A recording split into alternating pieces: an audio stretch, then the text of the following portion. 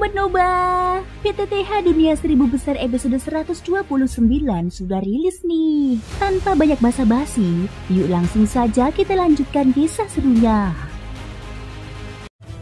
Di episode sebelumnya, Xiaoyan bersama Xiaoyi dan Mu Yingying tiba di tempat yang telah dijanjikan Tulang untuk bergabung dengan kelompok tentara bayaran darah yang dipimpin Tang Tang dalam penjelajahan menuju gurun kematian. Dalam rombongan itu ternyata juga bergabung Pangeran Xuanzan dan gurunya, Kasui.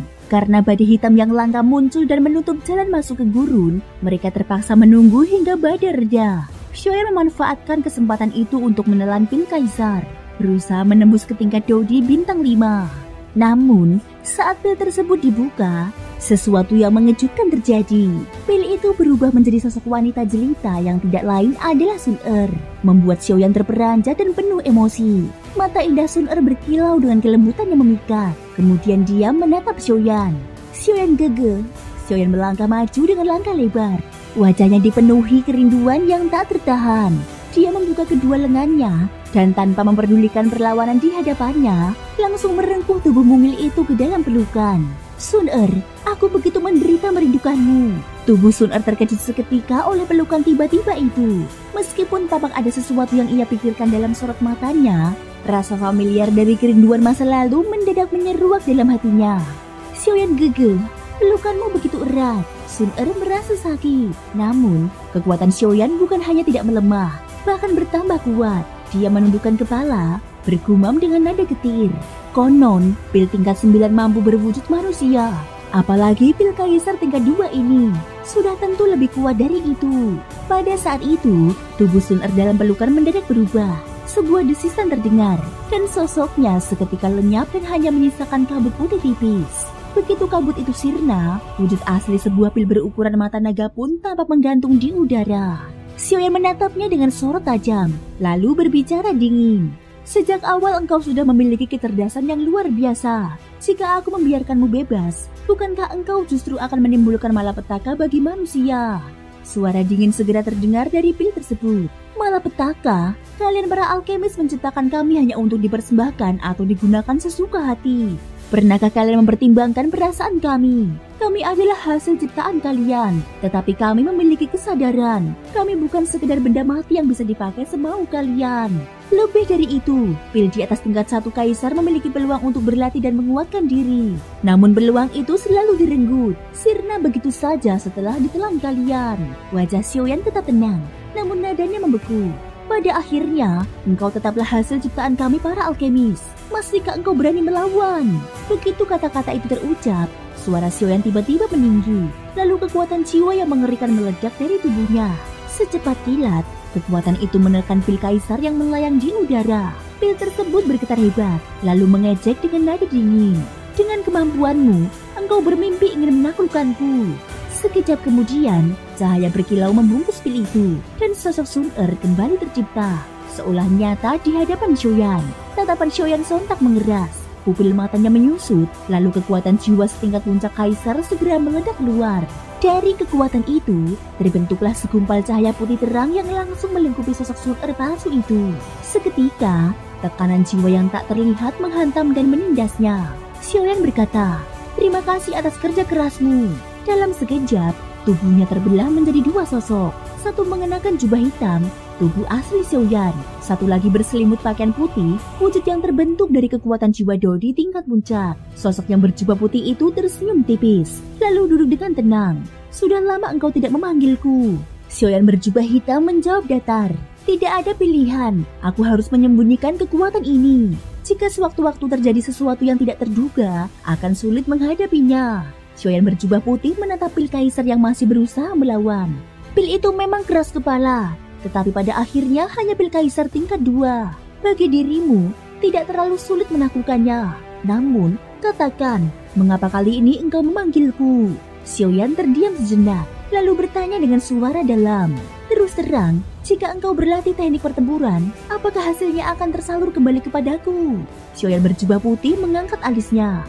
"Berlatih teknik pertempuran, aku belum pernah mencobanya. Tetapi karena kita pada dasarnya satu tubuh, aku kira itu mungkin." Xiaoyan berjubah hitam menghela nafas berat. Sejujurnya, hingga kini aku baru melatih lapisan pertama dari 7 lapisan penghancur langit.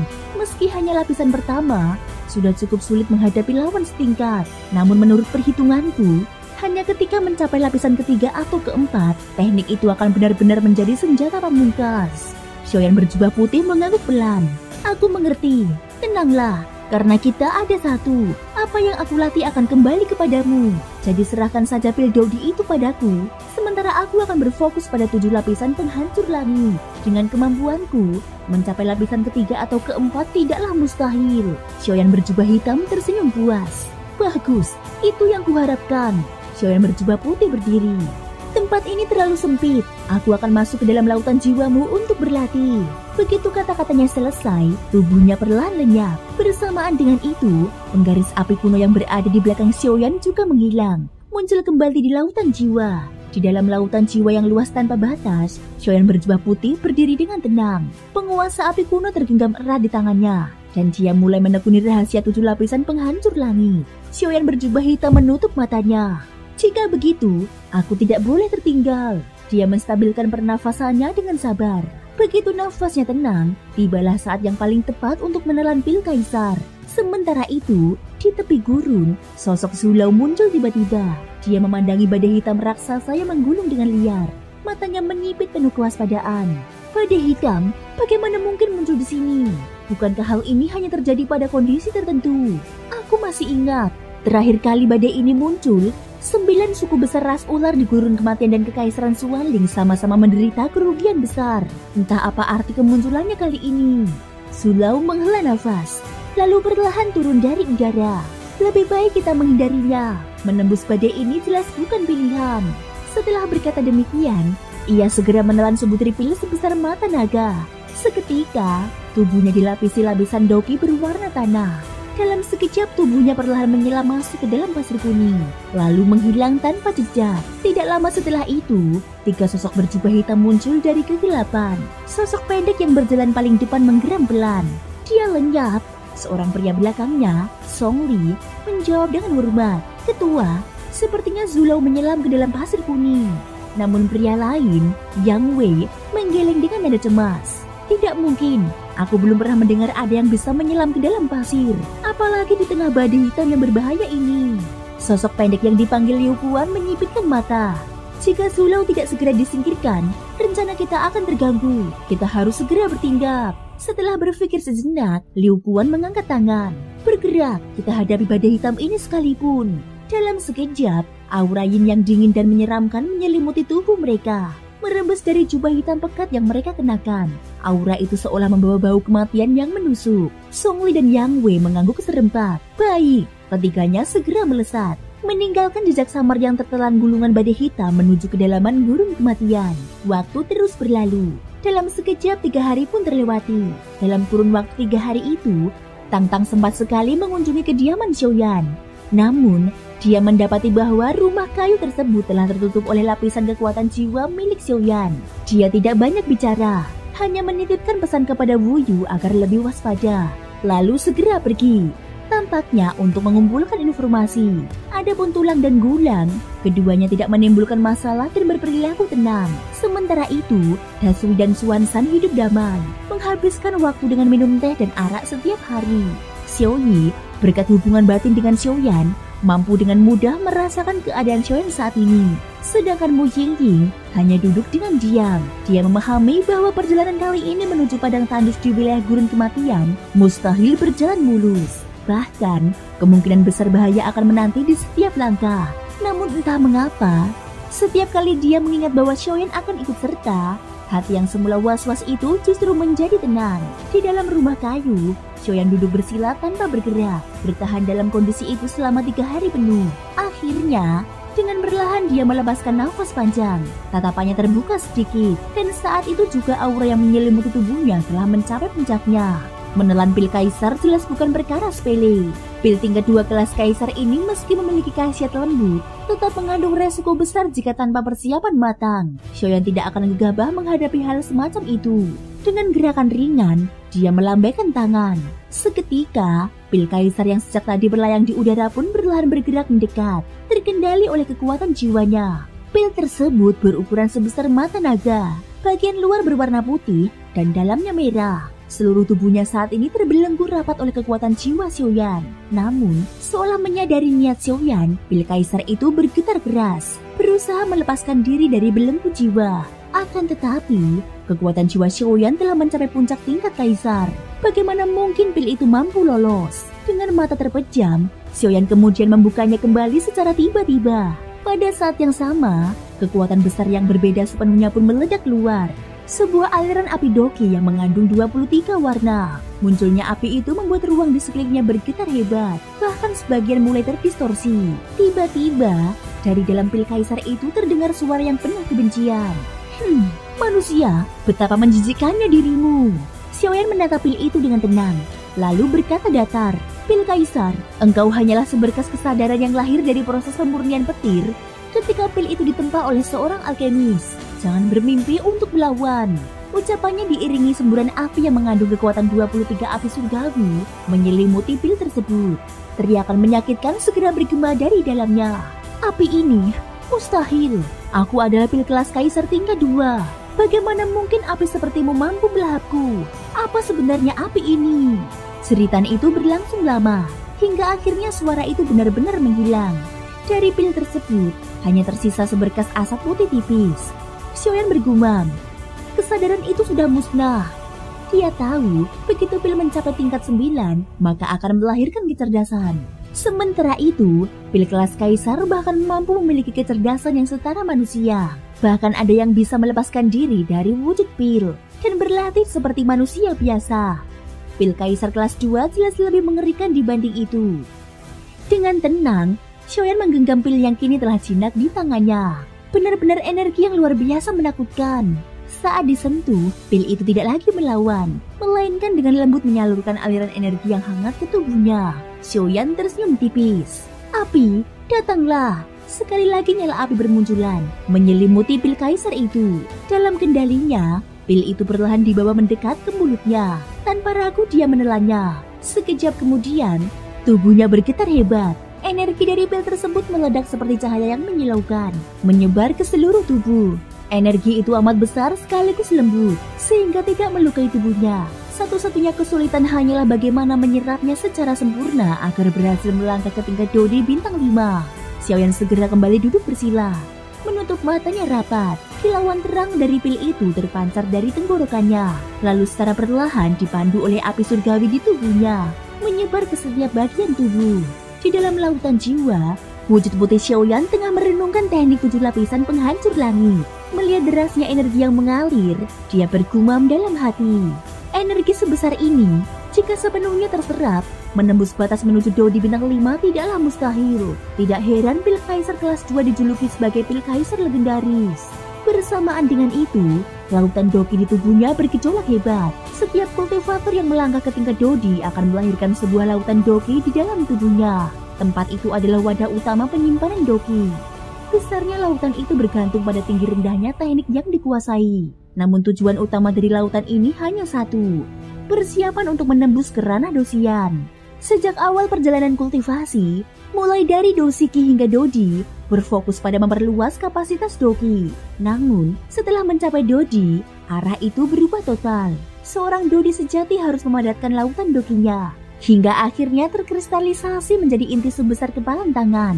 Saat itu terjadi, maka dia akan melangkah ke ranah Dosian. Api surgawi dalam tubuh Xiaoyan terus membagi dan menyebarkan energi pil, menyatu dengan darah, tulang, dan meresap ke seluruh tubuhnya. Ketika tubuhnya hampir mencapai batas, Xiaoyan membuka mata. Cahaya putih menyelimuti tubuhnya. Tubuhku sudah menyerap cukup banyak, kini saatnya menyerbu lautan Doki. Bersamaan dengan kata-katanya, cahaya putih menyelimuti seluruh tubuhnya. Energi pil kaisar yang tersisa mulai bergetar hebat, lalu diarahkan menuju lautan Doki di dalam tubuhnya. Ledakan cahaya meledak dari dalam tubuh, menandai awal dari proses pemadatan yang menentukan nasibnya menuju ranah yang lebih tinggi. Di dalam tubuh Xiaoyan, terbentuk 3 titik inti yang menjadi sumber kekuatan berbeda. Yang pertama berada pada inti kesadaran jiwa. Di kedalaman inti itu mengambang sebuah inskripsi inti kehidupan, memancarkan gelombang tak kasat mata yang merupakan wujud dari kekuatan mental. Meskipun pemahaman Xiaoyan mengenai kekuatan ini masih berada pada tahap awal, bahkan sebelum Zulao sempat membimbingnya, dia sudah menyadari betapa pentingnya jalan kultivasi tersebut. Kekuatan mental adalah fondasi utama bagi seorang ahli formasi Dao. Tidak ada ahli formasi yang tangguh tanpa kekuatan mental yang luar biasa. Membayangkan sosok yang mampu menghentikan ribuan pasukan hanya dengan kekuatan mentalnya, membuat darah Xiaoyan bergejolak penuh gairah. Sumber kekuatan kedua adalah lautan jiwa. Tempat ini menampung energi jiwa yang luas dan dalam. Bagi seorang alkemis, kekuatan jiwa merupakan fondasi utama. Hanya ketika jiwa mencapai taraf tertentu, barulah dia mampu meningkatkan peringkatnya, memperdalam persepsi, serta mengolah api alkemis dengan sempurna. Saat ini, Xiaoyan masih berada pada tingkat alkemis kelas Kaisar 1 puncak, terhenti karena kekuatan jiwanya tertahan oleh penghalang. Dia yakin, begitu penghalang itu ditembus, kenaikan menuju alkemis kelas 2 tingkat Kaisar akan berjalan lancar. Di atas lautan itu, sosok jiwa Xiaoyan berwarna putih duduk bersila, tengah berlatih seni pedang 7 tingkat penghancur langit. Sebuah teknik yang menajamkan jiwa sekaligus memperkuat kepekaannya. Sumber ketiga dan yang paling megah adalah lautan Doki. Lautan ini dipenuhi dengan kobaran api yang tiada bertepi. Karena Xiaoyan mengolah mantra api, seluruh doki miliknya beratribut api. Lebih dari itu, tubuhnya menyimpan 23 api surgawi, sehingga lautan itu seolah menjelma samudera api yang tak terukur. Namun, di tengah lautan tersebut, perlahan terbentuk sesuatu yang berbeda. Sebuah wujud yang menggetarkan hati. Xiaoyan tercengang ketika menyadarinya. Lautan doki ini begitu luas. Jika harus dikompresi menjadi sebuah inti seukuran kepalan tangan, betapa sulitnya hal itu. Ruang seluas puluhan ribu san dipenuhi kobaran api, tampak mustahil untuk dipadatkan. Namun, tekad Xiaoyan tidak tergoyahkan. Lebih baik melangkah sedikit demi sedikit. Dia segera mengerahkan sisa energi pil Kaisar ke dalam lautan doki. Sebagian energi pil sebelumnya sudah digunakan untuk memperkuat fisiknya. Dan kini sisa kekuatan murninya dialirkan ke dalam samudera api. Sesaat kemudian, terdengar letupan tajam. Begitu energi itu masuk, seluruh api mendadak bergetar, lalu berkumpul pada satu titik, membentuk wujud mengerikan. Di hadapan Xiaoyan, lahirlah seekor binatang buas api. Tubuhnya legam-gelam, berdiri dengan 4 kaki. 9 ekor api menjuntai, dan sekujur tubuhnya dipenuhi aura kehancuran. Wujudnya menyerupai kilin, namun berbeda. Kedua matanya berkilau dengan 23 warna, dan di dahinya menyala api 23 lapis, memancarkan tekanan bagaikan seorang raja yang turun ke dunia fana. Energi pil Kaisar yang baru masuk bergetar ketakutan di hadapan makhluk itu. Xiaoyan menahan nafas. Betapa menakutkan, bahkan aku merasakan hawa kematian darinya. Makhluk api itu memancarkan aura kebanggaan. Jelas, dialah penguasa sejati lautan api ini. Xiaoyan hanya bisa menatap, ingin melihat bagaimana dia akan memperlakukan energi pil Kaisar. Tiba-tiba, binatang api itu mengeluarkan auman panjang. Api 23 warna di dahinya menyala semakin terang, membungkus seluruh tubuhnya. Dengan hentakan kaki yang dahsyat, ruang sekitarnya bergetar, lalu tubuhnya menghilang seketika. Energi putih murni hasil transformasi pil Kaisar berusaha melarikan diri, namun sia-sia. Makhluk itu kembali muncul tepat di hadapannya, mengibaskan cakar raksasa. Satu telapak api sepanjang 100 meter menghantam, menghancurkan bumi hingga membentuk kawah besar. Energi putih itu akhirnya menyerah, berhenti bergerak, mengakui kedaulatan penguasa lautan api. Binatang itu membuka rahang, menelan energi putih dalam sekali telan. Seketika, tubuh hitamnya memancarkan cahaya samar, seolah perlahan berubah warna, sebelum akhirnya merebahkan diri dengan tenang, tertidur pula setelah meneguhkan kedudukannya. Pada saat yang sama, tubuh Xiaoyan diliputi gelombang panas yang amat kuat. Matanya bersinar penuh kegembiraan. Ini adalah perasaan menembus ke Dao di bintang 5. Xiaoyan perlahan menarik nafas panjang. Di dalam tubuhnya, aliran kekuatan baru saja mencapai puncak. Aura Doki beriak deras, menandai keberhasilannya menembus Dao di bintang 5. Dia merasakan denyut energi yang begitu berbeda, jauh lebih mendominasi dibanding saat dirinya masih berada pada puncak Dao di bintang 4.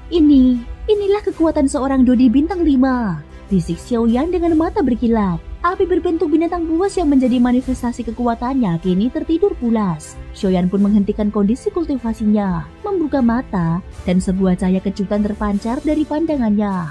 Benar saja, kekuatan ini sama sekali tidak dapat dibandingkan dengan puncak Dao di bintang 4. ucapnya dengan nada penuh kegembiraan. Jika sebelumnya dia masih harus mengeluarkan tenaga besar untuk melawan seorang Dodi bintang 5 awal, maka kini berada pada ranah yang sama dia bisa menghadapinya tanpa kesulitan berarti. Selain memiliki tubuh abadi yang dapat disebut sebagai wujud sempurna seorang Dodi tingkat 10, Xiaoyan kini benar-benar berdiri pada puncak awal Dodi bintang 5. Dengan tambahan teknik 7 tingkat penghancur langit dan kekuatan abadi, dia tidak gentar sedikit pun menghadapi Xuanzan, sosok Dodi bintang 6 dari keluarga kekaisaran Xuanling. Namun, keraguan kecil tetap bersemayam di dalam hatinya. Hanya saja, aku tidak tahu seberapa kuat sebenarnya sosok tua yang selalu mendampingi Xuanzan itu. Jika bahkan Xiaoyi saja tidak dapat melihat kedalamannya, maka kekuatannya tentu tidak sederhana. Namun Xiaoyi kini sudah mencapai tahap awal Dodi bintang 8. Jika saat genting dia menyatu denganku, dengan tambahan tubuh abadi milikku, maka selama bukan seorang Dodi bintang 9, bahkan pengawal tua itu pun bisa dijatuhkan. Xiaoyan tersenyum tipis, memikirkan keberadaan Xiaoyi. Identitasnya sebagai roh api memang luar biasa. Dia tidak hanya bisa berlatih sendiri, tetapi juga menyatu denganku, memperkuat kekuatanku secara drastis. Sungguh keberuntungan yang luar biasa. Humam Xiaoyan. Penyatuan tubuh dengan Xiaoyi merupakan jurus pamungkasnya. Dengan kombinasi kekuatan Dodi bintang 5 awal dan Dodi bintang 8 awal, kekuatan mereka bisa mendekati puncak Dodi bintang 8. Meski hanya berlangsung 10 menit, itu sudah cukup untuk mengguncang dunia. Tiba-tiba, suara bergemuruh dalam lautan jiwa Xiaoyan. Informasi besar mengalir deras ke dalam kesadarannya. Berhasil, bisiknya dengan penuh semangat. Dia menyadari bahwa yang muncul adalah kekuatan jiwa yang pernah dia latih sebelumnya. Sebuah bayangan jiwa dari 7 tingkat penghancur langit. Lapisan pertama mampu menghadapi Dodi bintang 3. Lapisan kedua, gelombang ribuan Qi. Pergerakan cepat bagai ikan, mampu melipat gandakan kekuatan, cukup untuk menghadapi Dodi bintang 4. Lapisan ketiga, bayangan mengabur, kecepatan ekstrim hingga meninggalkan ilusi, cukup untuk menghancurkan seorang Dodi bintang 5.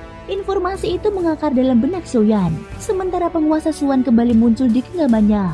Rekan lama, ucap Xiaoyan sambil mengusap bilahnya. Penggaris itu bergetar lembut seakan memberi jawaban. Tak lama kemudian, suara nyaring penuh kelakar terdengar dari dalamnya. Heh, bocah ini sungguh berani sekaligus cerdik. Suara itu milik Longyi, jiwa naga yang terikat dengan penggaris tersebut. Dia melanjutkan kata-katanya. Bocah, tubuh aslimu berhasil menembus Dodi bintang 5 setelah meminum pil kaisar. Lalu kekuatan jiwa yang berlatih teknik tingkat kaisar justru memberi umpan balik pada tubuhmu. Dari zaman kuno hingga kini, hampir tidak ada yang bisa melakukannya. Kau sungguh satu-satunya. Xiaoyan membalas dengan rendah hati. Senior terlalu memuji. Aku hanya memanfaatkan peluang yang ada. Longyi terdiam sejenak, lalu suaranya menjadi lebih dalam. Tenanglah. Sekalipun Raja Naga Emas tidak hadir, di dalam Xuan Santian ini, hampir tidak ada yang berani menyentuhmu. Setidaknya, selama bukan seorang setengah dosian, keselamatanmu terjamin. Xiaoyan membungkuk hormat. Terima kasih atas keyakinan senior Longyi. Meski kesombongan naga itu kerap tampak jelas, Xiaoyan memahami bahwa Longyi bukan sosok berhati jahat. Keangkuhannya adalah sifat bawaan ras naga yang pantang menerima kekalahan. Terlebih lagi, karena pilihan Raja Naga Emas sendiri, Longyi menaruh perhatian padanya. Di luar kediaman Xiaoyan, kelompok yang menunggunya mulai menunjukkan kegelisahan. Xuanzan, Mu Yingying, Xiaoyi, serta 4 anggota pasukan darah telah lama berkumpul. Sudah sebulan penuh, mengapa Xiaoyan belum juga keluar? Tanya Tulang dengan nada ragu. Mungkinkah dia mengalami masalah? Lanjutnya dengan nada khawatir. Xuanzan menjawab dengan suara tenang. Meminum pil Dodi untuk menembus Dodi bintang 5 memang beresiko gagal. Kita hanya perlu menunggu dengan sabar. Namun Tangtang menggeleng. Menurutku, dia tidak akan gagal. Tatapannya sedikit tajam. Tidak setuju dengan ucapan Xuanzan. Bagi mereka, jika sang alkemis sampai gagal, maka perjalanan menuju gurun kematian akan berakhir sia-sia. Tulang kembali mengatakan, kali ini penuh cemas. Namun jika dia tidak segera keluar, badai hitam bisa datang lagi. Jika begitu, kita harus menunggu lebih lama lagi. Tangtang mengibaskan tangan dengan suara dingin. Diam, tanpa seorang alkemis, pergi ke tempat itu sama saja mencari kematian. Kita harus menunggu. Tulang hanya bisa mengumpat dalam hati. Pada saat itulah, suara Longyi kembali bergema dalam benak Xiaoyan. Kalau begitu, ayo berangkat. Kau sudah menunda cukup lama dalam masa peningkatan ini. Xiaoyan mengangguk ringan. Dia berdiri, melangkah menuju pintu kayu. Dan dengan satu dorongan, lapisan penghalang jiwa perlahan menghilang. Maaf, membuat kalian menunggu lama. Xiaoyi segera menghampirinya dengan penuh perhatian. Apakah kau berhasil menerobos? Xiaoyan mengangguk sedikit sebagai tanggapan. Wu Yu yang sejak awal mengamati menatap penuh keterkejutan. Dia tahu benar betapa besarnya gejolak yang biasanya muncul saat seseorang menembus Dodi bintang 5. Namun, selama sebulan penuh, dia tidak merasakan tanda-tanda apapun. Kini mengetahui Xiaoyan telah berhasil melakukannya tanpa suara, hatinya tidak bisa dipenuhi kekaguman. Tang Tang pun akhirnya angkat bicara. Kalau begitu, kita tidak perlu menunda lagi. Mari segera berangkat. Tulang mengangguk setuju. Badai hitam telah berhenti. Inilah saat terbaik memasuki padang tandus kematian. Dengan langkah mantap, dia langsung terbang menuju langit jauh. Melihat itu, yang lain pun saling bertukar pandang. Lalu satu persatu terbang, meninggalkan hutan menuju arah gurun kematian. Thank you guys sudah mendengarkan ceritaku di episode kali ini sampai akhir. Ikutin terus kelanjutan episode berikutnya ya. Terima kasih buat kalian semua yang udah subscribe, like, dan komennya. Semoga hari kalian menyenangkan. Sampai jumpa dan bye-bye.